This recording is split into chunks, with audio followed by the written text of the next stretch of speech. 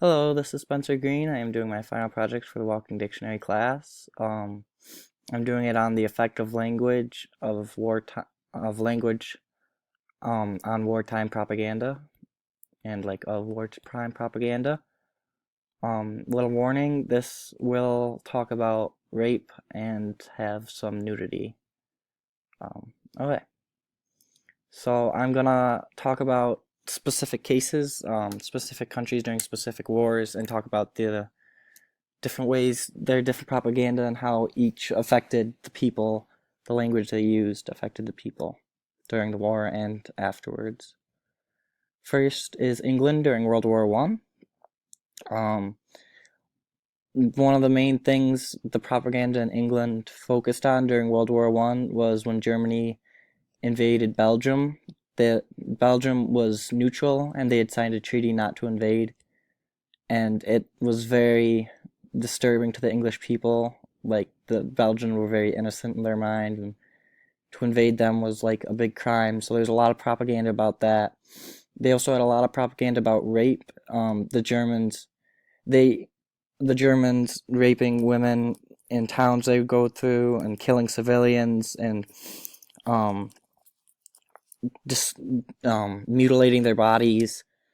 A lot of really dark stuff happening to women and children is really how they focused a lot of their propaganda. And they would a lot of the time say that Germany raped Belgium. They'd use a lot of this really dramatic kind of language while also talking about all these things that weren't necessarily always known to be true. Historians are still kind of sorting out whether they're true or not, um, with all the war crimes. Another big thing that they talked about was um, Germany broke a treaty they made. And one German officer said in some famous quote, "It's just a scrap of paper." And this really set off England. They used this to their advantage a ton with the propaganda, saying, well, by that logic, every law is just a scrap of paper. All of every law, every agreement, everything's just a scrap of paper. Nobody needs to do anything. There are no obligations. Like, society will collapse if we think of it like that. So they really used a lot of language that was like, showed Germany doing all these dark things, and um, showed Britain going off and being like the savior of these other countries, really. And they also did this a lot with America. They sent messages about how they were being the savior, probably to keep America on their side and try to get them to enter the war on their side. Um, yeah, this also like affected the views towards Germany a lot over the years and kind of dehumanized them. And yeah. Next is American propaganda during World War II. I'm focusing mainly on the propaganda towards Japan. Um, a lot of racist propaganda. They compare the Japanese people to monkeys a lot, and other animals, but mainly monkeys. Talking about how they're stupid and like how the Pearl Harbor attack was like irrational and like stupid. And even Roosevelt had some scientists investigate why Japanese people are stupider, basically, or slower or irrational, and they determined it was because of their skulls. So a lot of really racist stuff going on, a lot of dehumanization of the Japanese, a lot of visual propaganda too, with like caricatures. Here you can see there's a Japanese man holding a white woman who's naked, kind of insinuating rape again. A lot of vengeance for like Pearl Harbor, a lot of posters that would say "Remember December 7th." That would invoke a lot of feeling, and a lot of protection. Kind of, this was with England too, kind of protecting the homeland and protecting your family. They did a lot of the dehumanization more with Japan and not so much with the Axis powers like Italy and Germany and Europe, because a lot of Americans were European and not many were Japanese or Asian. So they didn't want to like dehumanize themselves in a way. It was fine with Japan. Um, so here language has a big effect of dehumanizing, and they have a lot of phrases like Jap became a derogatory term used a lot. And there's a famous general uses the quote, "Kill," something along the lines of "Kill Japs, kill Japs, kill more Japs."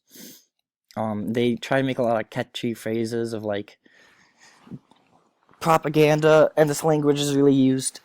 It really dehumanizes the Japanese in the Americans' eyes and makes them look like villains. Yeah. Next is Japan during World War II. Japan had a different way of going about it. They were very kind of pure in their own eyes. They were basically doing the same thing America was doing earlier with Manifest Destiny, where they were conquering a lot of Asia, but they did it under the basically what they said they were doing was taking Asia back from Europe, since a lot of it was colonized by like France and um, the Netherlands and England, and the Philippines was America. They were taking it back and keeping it Asian, basically, kicking out the other powers. But then they talked about how China was resisting because China fought them, and they said were saying, "Oh, it's better if we help China keep out the West. The West is just greedy." Um,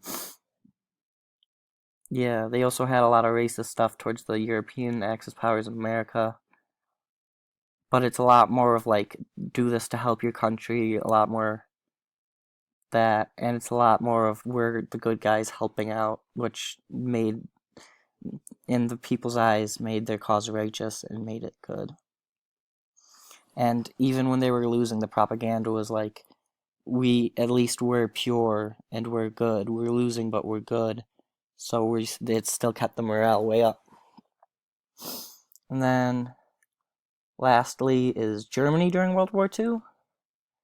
Germany, I mean, this one's pretty famous. I don't think I need to talk too much about it. A lot of racism, obviously, about the Aryans being the better race. A lot of revenge for what happened in World War One, and how they basically got their economy destroyed by the European or the other powers of World War One. But one thing that they talked about a lot is they said how Russia, America, and England were all controlled by Jews. So it was just one enemy they were fighting. It wasn't they were fighting 3 different countries. They were just fighting the Jews. It was kind of like a conspiracy, like Illuminati today, like we're the Jews for them. And they were like puppeting all of them supposedly, and they were going to turn them Bolshevik. Um, yeah, and they were pure and right. So the effects of this and all of these is language really dehumanizes the enemy. It really causes more people to want to fight for their cause. Um, and it causes a lot of racism even after the war. Like there was a lot of people from World War II era in America that were um, still like angry with Japanese people or Asians, and a lot of like Nazis still around after World War II. These feelings, like, they get implemented for the war, but they don't really leave after the war, and the after effects still affect us today, with pretty much all of these except maybe England's. Um, that's supposed to say engrams, and I apologize. I don't know where the N went, but I'm going to show you the engrams. I have some engrams that show so some of the language. Argoset means, or this word, I'm sure I just butchered the pronunciation, but I'm not German.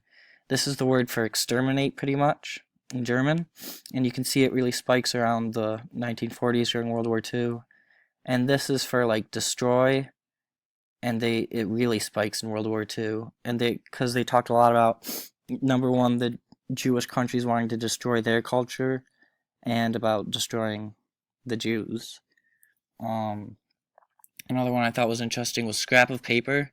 It's harder to see because I have Jap in here too, but scrap of paper, like it really, the term really spiked around World War I. You can really see, because of all the propaganda, they always say, "Oh, it's a scrap of paper," and then Jap really spiked around World War II, and these causes this dehumanization really stayed around even after the war. So yeah. Oh, here's my sources. This is well, you can see all the information right here. This is for the English propaganda. Um, sorry. This is the German propaganda. This gave me all my information about that. This was some background information. This gave me all my information about the Japanese and American propaganda, and then the engrams, and then here's where I got the posters from. So yeah, thank you for your time.